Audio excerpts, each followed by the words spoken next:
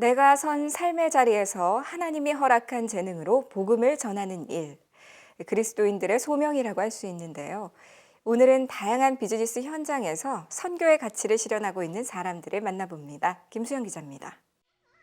아이들과 해맑게 뛰어노는 노랑머리 분식점 아저씨.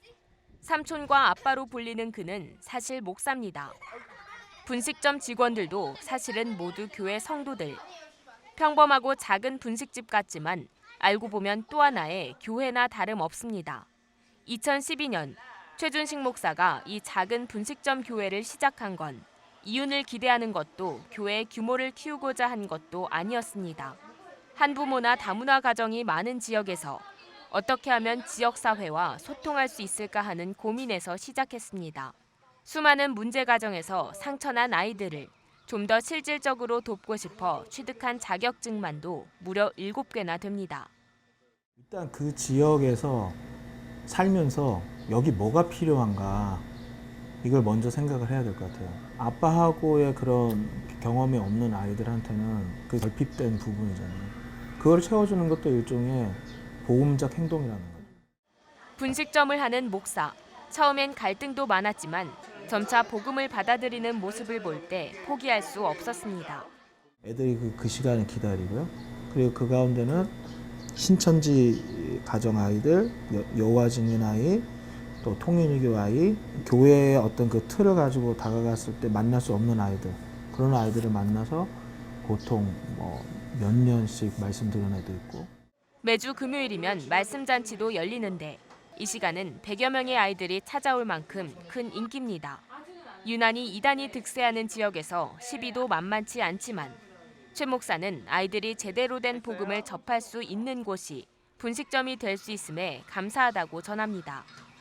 한편 하나님이 주신 특별한 재능으로 이웃을 돌보는 이도 있습니다.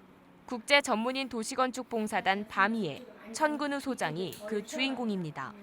잘 나가는 건축가로 승승장구하던 천 소장은 IMF로 위기를 겪으면서 신앙과 인생을 돌아보게 됐고 자신의 재능을 오롯이 선교에 사용하겠다고 결심했습니다. 사람을 세우는 건축가라는 천 소장의 비전은 이렇게 탄생했습니다.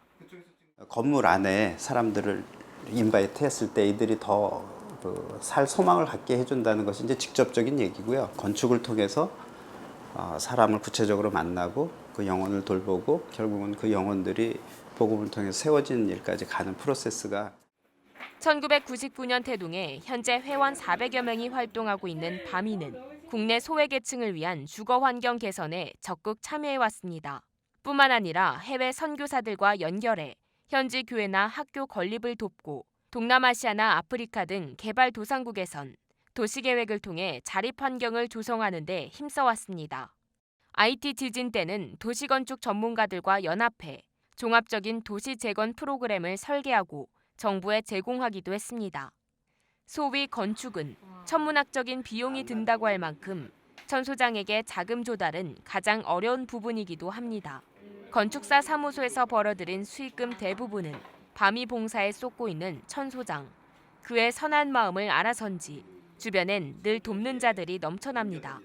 복음이 세상에 전파될 수 있도록 하기 위해서 사업을 하는 거거든요. 그러니까 봉사단이 그래서 자연스럽게 만들어진 거고 이쪽에서는 굉장히 많은 사람들이 그 도우려고 하는 의도에 맞게 준비 좀 되어 있고요.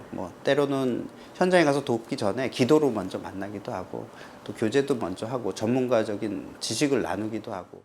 각자 자신의 자리에서 최선을 다해 소명을 실천해온 이들. 모양은 달라도 선교에 대한 비전은 모두 같았습니다. CGN 투데이 김수연입니다.